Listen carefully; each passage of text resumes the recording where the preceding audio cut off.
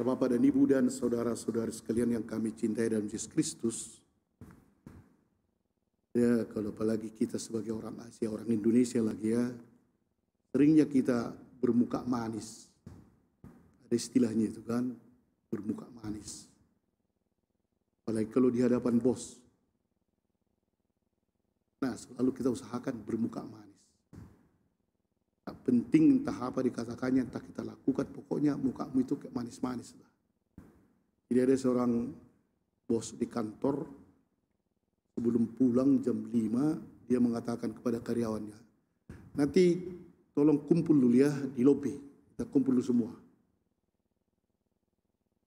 Wah, sebenarnya ada yang sudah merencanakan harus pergi ke sana, harus pergi ke sini, tapi hanya bos kan.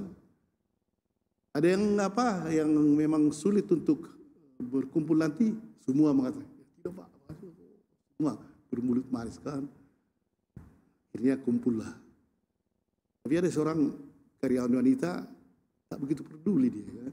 Sudah kumpul, rupanya memang bosnya lagi bergembira. Bukan untuk diapakan, untuk ditegur, hanya diberinya makan di bawah ya. Jadi mereka makan sih, senang kali lah karyawan ini. Tapi si wanita ini turun dia sangat terlambat. Sudah berbicara bosnya di situ, dia tenang-tenang aja. Dia duduk dan mukanya tidak muka manis. Kemudian biasalah bapak ini bercerita, semua ketawa. Yo, ada lawak-lawaknya semua ketawa, kecuali si perempuan ini. Akhirnya bosnya melihat kan, lagi ngapain kamu? Enggak mood ya? Sepertinya mukamu tak ada keceriaan. Masa semua orang tertawa kamu enggak ikut? Apa dibilang karyawati itu? Enggak. Kan saya tidak karyawan lagi hari Jumat depan. Sudah tarik diri aku. Diamlah semua kan. Jadi sebenarnya semua orang itu bermulut manis karena masih bosnya itu. Itu tak bosnya lagi. Tak lucu pun lawak-lawaknya itu kan. Nah inilah.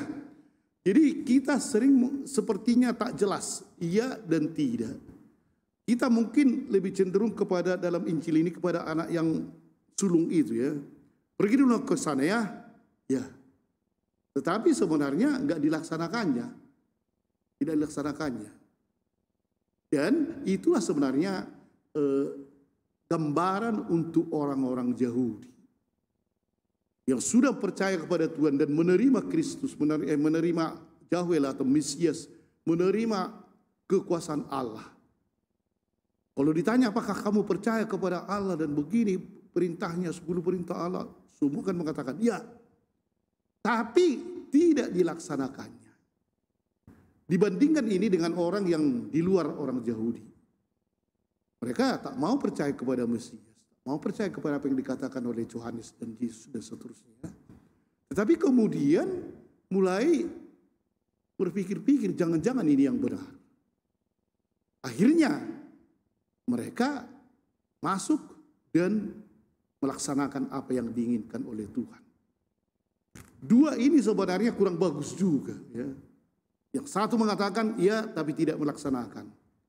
Yang ini nampaknya bagus memang kan mengatakan tidak tapi kemudian menyesal dan mengatakan akhirnya turut serta. Tetapi yang paling ideal, kita ini seharusnya paling ideal, yaitu mengatakan iya dan melaksanakan. Tidak usah kita terlalu bangga kepada yang mengatakan tidak tapi melaksanakannya kan. Itu juga suatu kesalahan. Tapi kita diharapkan khususnya dalam masa Advent ini, apakah kamu ingin menyambut kedatangan Mesias? Semuanya kita mengatakan iya. Tapi apakah betul-betul kita siap untuk menerima? Nah, disinilah persoalan. Saya kira tadi yang kita mengatakan tidak. Pohon Natal sudah mulai nanti di rumah, entah apa secara fisik sudah mulai kita nampaknya persiapan itu. Dan pada hari ini itulah diingatkan oleh Yesus kepada kita. Tuhan akan datang. Tuhan akan menyelamatkan. Apakah kita siap untuk menerima Dia? Mari kita katakan ya. Dan kita laksanakan. Amin.